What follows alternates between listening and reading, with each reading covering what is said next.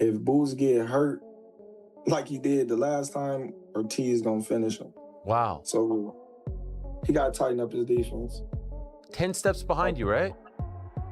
He gotta tighten up his defense. Hits him, Vergil knocks him out. So it's hopefully Boots doesn't take the Fundora fight, because coming weeks to make the fight, but coming off a loss might not be that interesting. I want him to be a champion. Terence Crawford is now giving his view on Vergil Ortiz Jr. versus Jaron Boots Ennis, and his message makes the matchup even more dangerous for Boots.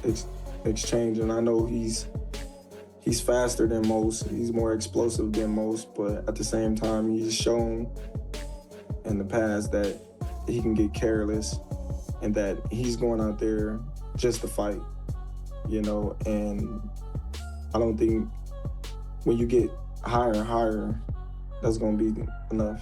Crawford is not looking at Vergil like just another pressure fighter. He sees a young fighter with real power, toughness, timing, and the kind of aggression that can force Boots into uncomfortable moments. And that is why Buds take hits differently. He already believes Boots has flaws, especially when Ennis gets too comfortable and starts taking shots he does not need to take. Against Xander Zaz, Boots could survive those moments because he was the stronger and more skilled fighter. But Crawford's point is that Vergil is not Xander. Vergil hits harder, applies heavier pressure, and will not let Boots relax without making him pay. So when Crawford says Vergil may be too much for Boots, it is not just hate. It is a warning. Boots has talent, speed, and confidence. But Vergil has the kind of power and pressure that can turn one mistake into a disaster. Even Robert Garcia is talking about this potential fight. I think after we all seen that Boots does get hurt, and he got hurt. Terence Crawford reacted to Boots Ennis's win over Xander Zaz, and his response made the whole performance feel more debated than celebrated. Boots got the stoppage, became unified, and showed why people keep calling him one of the most dangerous fighters at 154. But Crawford did not react like someone who was shocked or impressed. Instead, Bud made it seem like he saw things in the fight that others were ignoring. That is what made his reaction so interesting. Boots looked strong and explosive, but he also got touched in spots. Xander had moments where he landed, made Boots reset, and showed that Ennis can still be open when he gets too comfortable. To Crawford, those moments probably stood out more than the knockout itself. So Bud's reaction was not just about Boots winning. It was about what the fight revealed, and passed the test. But Crawford looked at the same performance and seemed to believe there were flaws still sitting right there for an elite fighter to expose. How Zayas looked, some people I saw afterwards on social media accused him of quitting, called him a quitter. What did you think? Listen, I just feel like there was a lot of things going on in the ring that if he did quit, that allowed him to make that decision. I feel like his corner should have made that decision for him if that was the case, but things happen, and if he felt like he quit, then that's something that he got to deal with. If not, then so be it. Then Max Kellerman and Tim Bradley gave their take on Jaronennis versus Vergil Ortiz, and they leaned toward Boots being able to cook him. Their point was that Vergil is dangerous. No doubt he has power, pressure, toughness, and he can make a fight uncomfortable fast. But when they looked at the full skill set, Boots had more ways to win. He can switch stances, change angles, box from distance, counter in exchanges, and create punches that opponents do not always see coming. What I think he can be, he's got to clean these guys up at 54. There's nothing at 54 that's like, oh my God. That's like, for example, when Shane Mosley moved up to welterweight, Oscar De La Hoya in his prime is standing there. There's no one like that at 54. The only guy who has a chance to be like that is Boots. That's the dude who's supposed to do it. And if you're a super fighter and you're in a division with really good fighters, all divisions have good fighters, but regular good fighters, you're supposed to clean those guys up. Yeah, because of the talent that he has. Yes. That is why they see Boots as a serious problem for Vergil. If Vergil comes forward too straight or gets too predictable with pressure and has the tools to turn him, touch him, and punish him before he can reset, Boots does not have to trade only with Vergil. He can box him, frustrate him, and then hurt him when the openings appear. So, according to Max and Bradley, Vergil's power makes the fight dangerous, but Boots' skill, speed, and variety may be what separates them. I'm going Boots number 1, Fedora number 2, and then Vergil. Okay. Vergil. I think that's probably the consensus. But that's all skill. But I think Vergil has the best resume. We are going to reveal the 154 resume a little bit resume list later on in the show. The new Ring Magazine rankings later on in the show. 1, 2, 3. I'm doing this off of resume, not off who I think is the best pound for pound or whatever. Boots number 1, Fedora 2, Vergil 3. I got Vergil 1, Boots 2, Fedora 3. Okay. Boots 1, Vergil and Fedora 2 or 3, whatever order you want to put them in. But I think Boots has the talent. I think here's the best case scenario for Talent. Boots. That's gonna be Here's the best case scenario for Boots. Boots is like, in a way, to me, a version of Zab Judah in the sense that he is so physically talented. He's faster than everyone. He hits harder than everyone. He wants to smoke. But he has certain vulnerabilities underneath the surface level, and you want to know how deep is his bag if the going gets rough against another super fighter, right? And Robert Garcia hit back at the idea that Boots Ennis would just cook Vergil Ortiz. And he clearly did not agree with that talk. He knows how dangerous Boots is. He understands the speed, the angles, the switch hitting, and the creativity. But from his side, people are talking like Vergil is just going to stand there and let Boots do whatever he wants. Robert does not see it that way. I would probably say, not just because Vergil's my fighter, but I think Boots versus Vergil is probably a bigger fight and a bigger, it could turn out to be a much better fight. I think both are warriors. Boots just showed it. And I think style-wise, it's a beautiful fight. He believes Vergil has the pressure, power, chin, and toughness to make Boots uncomfortable. If Ennis tries to get too flashy or stays in the pocket too long, Vergil is the kind of fighter who can make him pay for it fast. That is why Robert pushed back so strongly. To him, this is not some easy style matchup where Boots just boxes circles around Vergil. But look, I have Vergil in the same weight division, so obviously we have to also push for that, because I believe Vergil beats him. I think Vergil hits him. Vergil knocks him out. So Robert's message is simple. Boots may be talented, but he cannot cook Vergil like people are saying. Vergil is too strong, too dangerous, and too determined to be treated like an easy fight. If Boots wants to fight Vergil, he's going to say no to the Fundora fight and fight Vergil. It's not up to us right now. Boots just became champion. He's a unified champion, so he's got the choice. It's going to be him.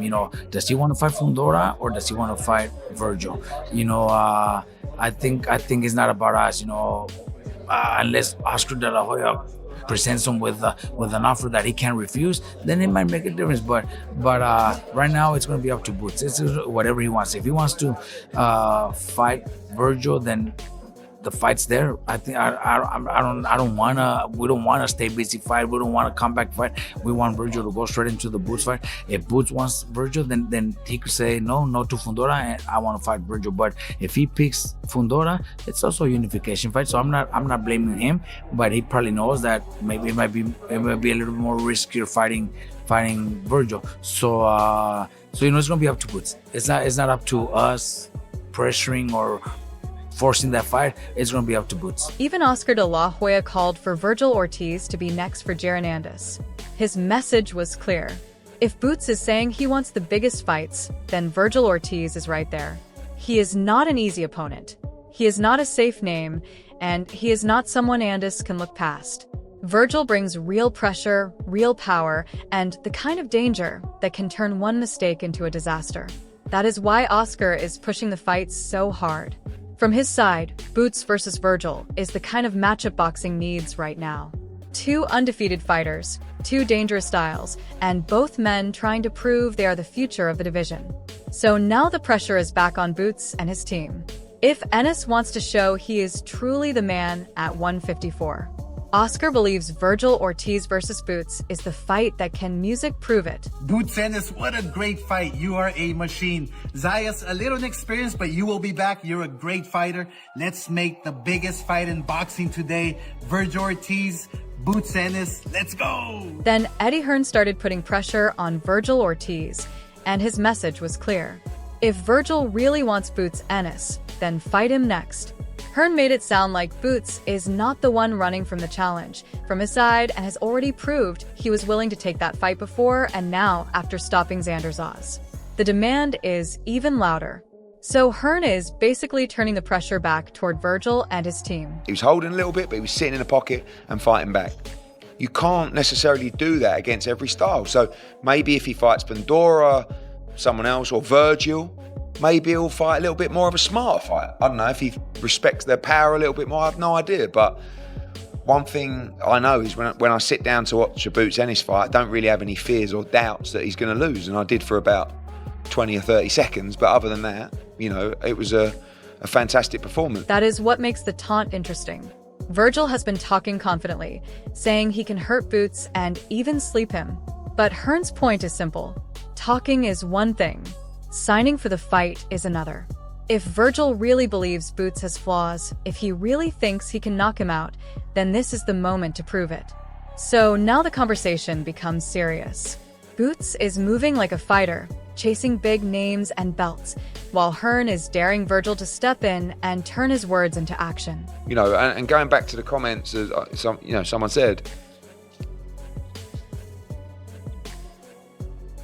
ask Vergil Ortiz if he'll take the fight next, because I don't think he will. And I'd be very surprised because, and by the way, I don't necessarily blame him because he has been out. When was the Lubin fight? I don't know. November last year? So, you know, what are we now? 9 months, 8 months, 9 months. Time he gets in the ring again won't be till September, October. It'll be nearly a year since he's boxed.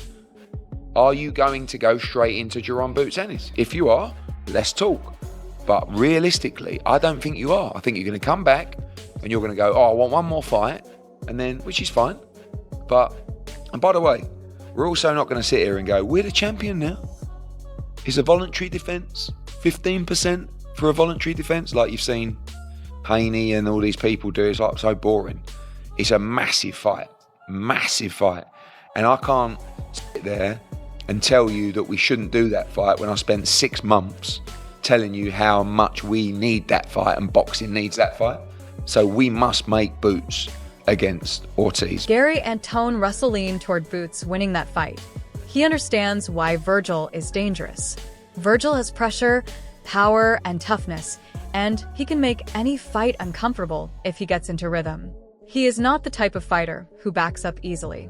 And if Boots gives him too many openings, Vergil can make him pay. Now, Vergil Ortiz, right? He comes out and says that he would sleep Boots. You know, now he's talking about Xander quit. Do you feel like Xander quit in the fight? I feel like Xander, technically, yeah, he quit it. He made a responsible decision. He made a responsible decision. You know what I mean? No one is in there fighting for you. The fans, of course, they're going to always enjoy a juicy fight. Whether you got a black eye and your retina is damaged and you can't see no more after you fight, they're not the ones that's going to be paying your bills. They're not going to be taking care of their personal family, you know? So I feel like as a young fighter, he just made the responsible decision. You know, he was hurt. He got hurt multiple times. But Gary still believes Boots has more ways to win and has the speed, size, switch hitting, angles, and punch creativity to control the fight if he stays sharp. He can box from the outside, counter when Vergil steps in, turn him with angles, and make him reset before he can fully build pressure. Who do you feel like is a bigger test for Boots? The 6'4" Tower Inferno Sebastian Fundora or a Vergil Ortiz? Fundora. Hands down. Fundora. Hands down. Hands down. He would have to punch up for one. For two, Boots, he really have to go chase his man down. It's always like they either the same height. The styles make it where as though they just like in the center pocket, middle of the ring, and they just going like skill for skill. You know what I mean? With this 7'8" tall guy, he like 7'8". He's not about to stand there. He might, You know, but Boots is really going to have to show a different side of his ability. He's going to have to walk forward. He's going to have to move his head a lot more, not just be defensive discipline, but he's going to have to work in between. He's going to have to be defensive and offensively equally as good. That is why Gary's pick makes sense. He is not saying Vergil is easy. He is saying Boots has the deeper skill set. If Fight's disciplined and does not get too comfortable, Gary believes he can control the pace, frustrate Vergil, and slowly take the fight away from him. So according to Gary, Vergil is dangerous, but Boots has the tools to beat him. Boots, honestly, I feel like he would clean Vergil up. Now, I'm not taking nothing away from Vergil Ortiz. He's a great fighter. Sound, very sound. And honestly, if he keep going on the path he's going, he'll be a knockout artist. But I don't think he got what Boots got. From boxing ego side, Boots has the sharper skill set.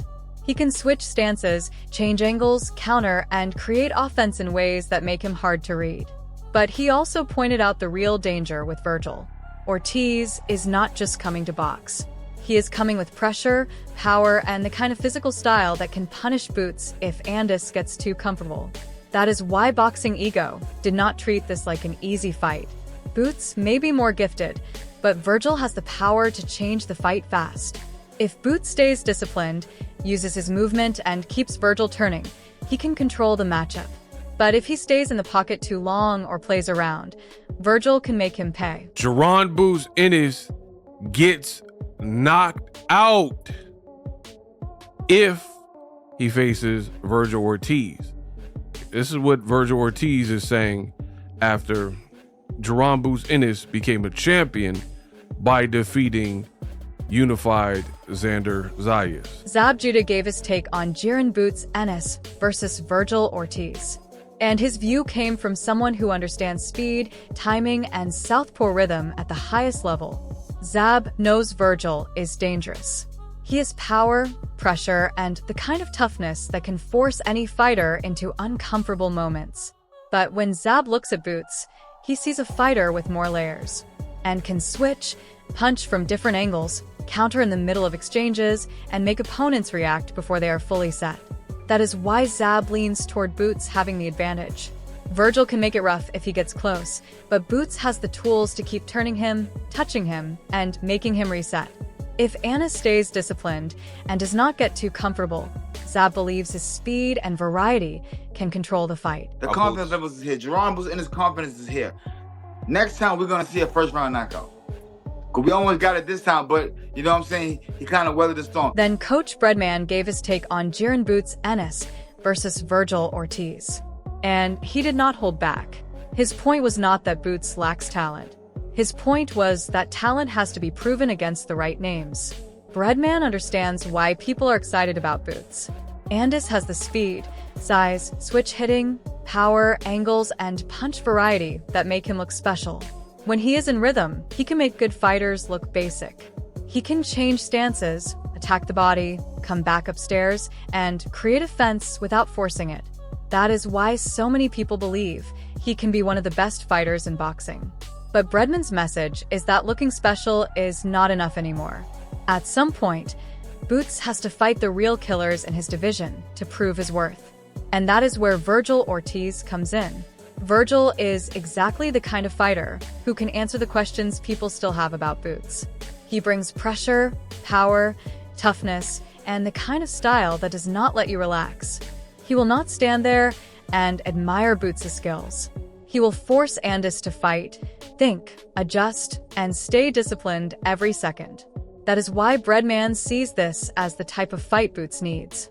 If beats Vergil clearly, then the conversation changes. People can no longer say he is just talented without the resume. They can no longer say he has not been tested by a dangerous name. A win like that would prove that Boots is not just hype.